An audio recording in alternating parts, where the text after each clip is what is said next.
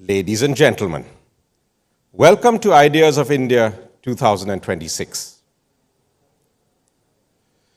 Last year, we saw humanity's next frontier. Since then, mankind has been mired in conflict. War has visited the subcontinent. The White House has disrupted global trade with tariffs. The US Supreme Court has since struck down the decision. India has negotiated a free trade agreement with the European Union. Farm unions in India are opposing a deal with the United States. Gaza still burns. Venezuela has seen regime change. There have been tensions in Iran, and several attempts to resolve the war in Ukraine are yet to bring peace. Peace is not automatic in global politics. In 2014, Henry Kissinger argued that the world needed an agreed-upon order, a set of rules setting limits to permissible action, sustained by legitimacy among nations and enforced by a balance of power. The alternative was a descent into chaos. The international system that emerged in Europe from the Peace of Westphalia in 1648 was based on the sovereignty of states, non-interference, and the balance of power. This subsequently governed much of international relations around the world. The Westphalian system has been challenged by technological change, a more interconnected world, and the rise of states that had different ideas of order, Kissinger said. Europe itself had discarded the system to the point where a continental bureaucracy controlled its currency and borders.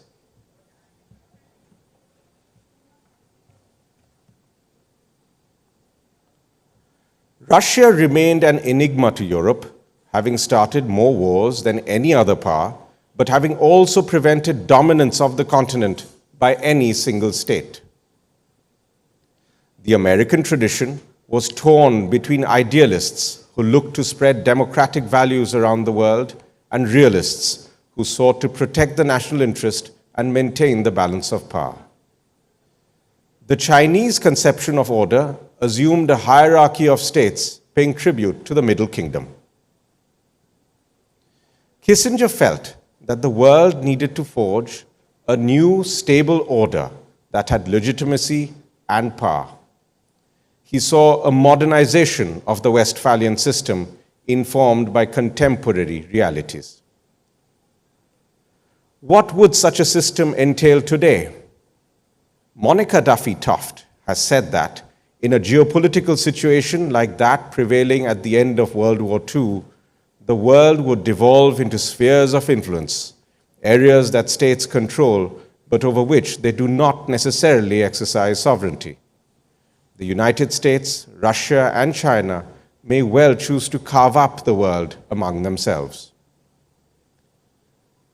John Mearsheimer thinks that the rise of China, a nation with a large economy and population and a strong military, cannot be peaceful, for the United States would never accept Chinese dominance in Asia. The inescapable outcome is competition and conflict, Mearsheimer writes. Yan Shuitong has predicted a world with the United States and China as its two superpowers, as China continues to close the gap in economic, military, and cultural domains using what he argues is its more capable political leadership.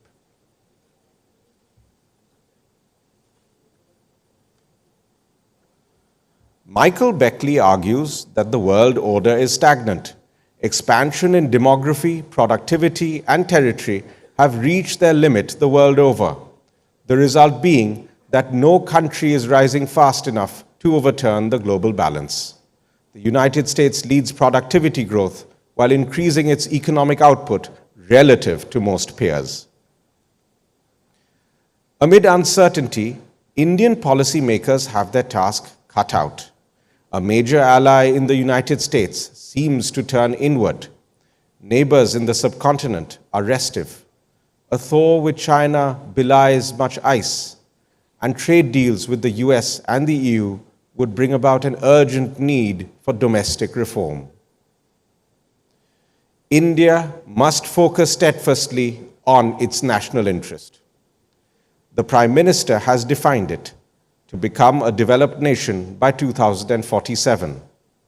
No easy task. The world economy remains slow, households are saving less since the pandemic, and Indian businesses, other than Adani and Reliance, are not investing much. Jobs are still hard to come by for a young workforce that remains short on skills. In these circumstances, development, not status, is the national interest.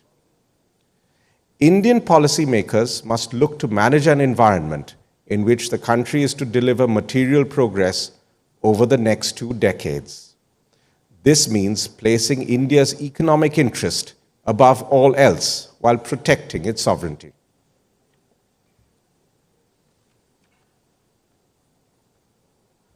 Wars are not in India's interest. We must increase trade with those who buy our goods and services and lay out the red carpet to those ready to create jobs here. It would be unwise to ignore national security in a volatile subcontinent. So, investment from strategic rivals should be screened in sensitive industries. In all others, instead of the question, "Why are you here?" the government of India should ask, "How can we help you set up?"